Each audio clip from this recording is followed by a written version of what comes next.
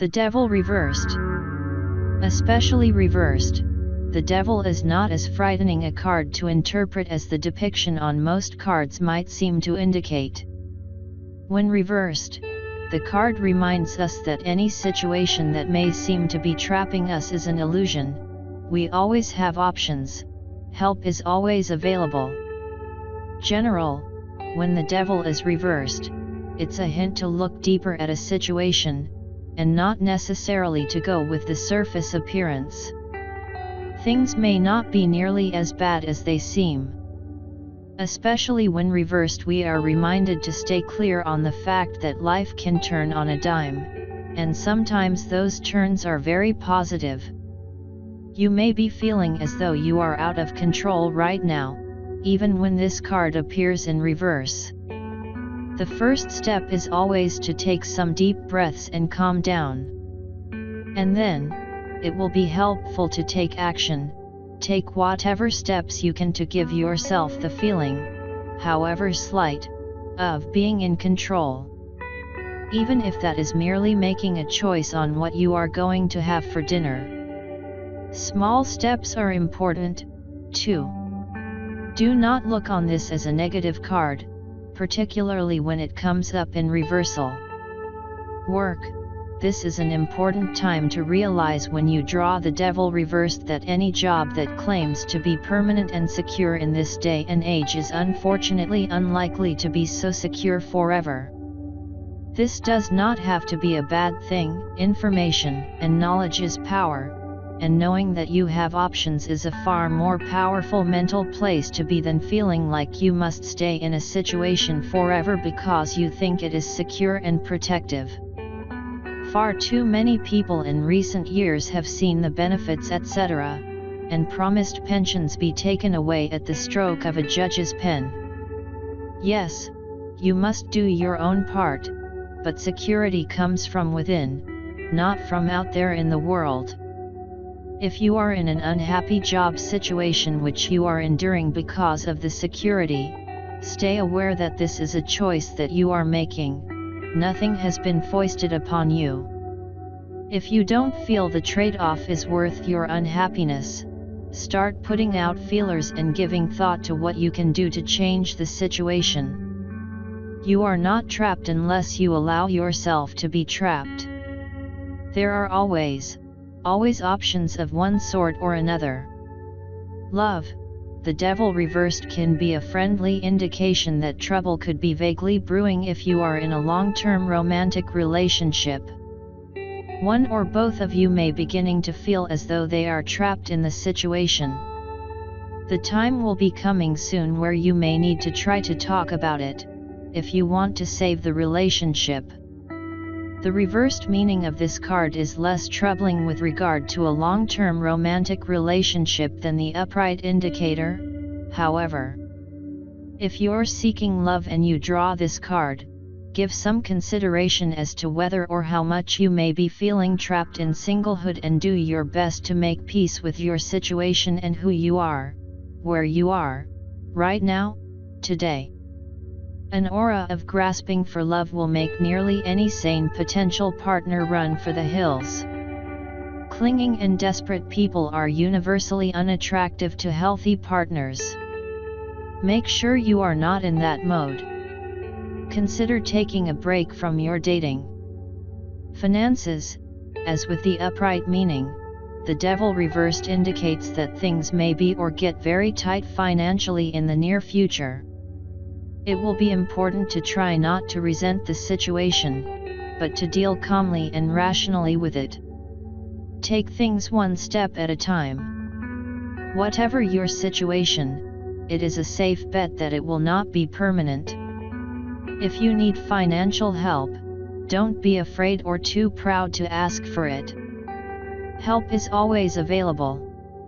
When you draw this card and money seems to be flowing well right now, this is still a time that calls for financial caution. Save for a rainy day. Health. The potential stress levels indicated by the upright Devil are not quite as serious when the card is drawn in reverse. Even so, this is a time that you need to watch out for being overworked, overtired, and overstressed. Exercise will help, as will anything that draws you out of yourself rather than staying focused on your own problems. As with all the other indications of this card, you are only as hamstrung by health issues, at least in the mental and emotional sense, as you allow yourself to be. Push for improvement, yet don't torture yourself because of the physical limitations that you have. It is what it is. Spirituality, with the reversed Devil card, your attitude and positive mindset is still very important. Especially if you are having difficulty keeping a good attitude, consider who you surround yourself with and who your friends are. Do you have positive people in your midst, or are you surrounded by overly critical, fault-finding people who complain and nitpick you to the point where you're even less able to function well? Take stock, then take action. Life is short, and attitudes are catching. This card reminds you, again, that no matter what it looks like on the surface, you are not truly trapped. Even if you are literally in jail, they cannot constrain your spirit, your soul, or your mind. Use the freedom you have.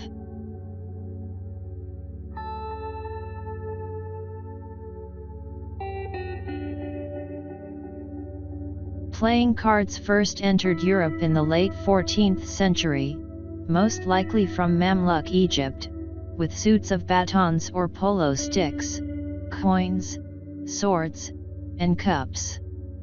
These suits were very similar to modern tarot divination decks and are still used in traditional Italian, Spanish and Portuguese playing card decks.